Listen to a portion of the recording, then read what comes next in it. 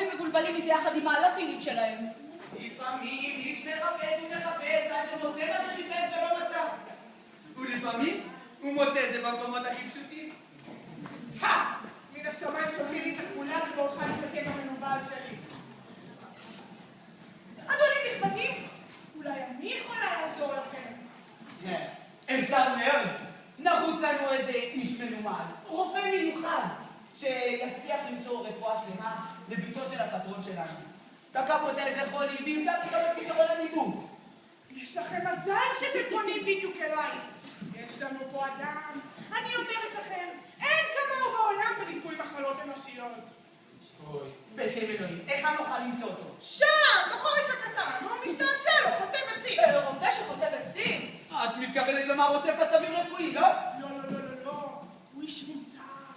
יש לו דמיונות ושיכונות מיוחדים משלו. לפעמים אין ברירה, אלא לתת לו מכות כדי שהוא יוכל להראות את היכולת שלו. ואם לא, תיקחו כל אחד מכם מקל הגון ולא תכריחו אותו במקל!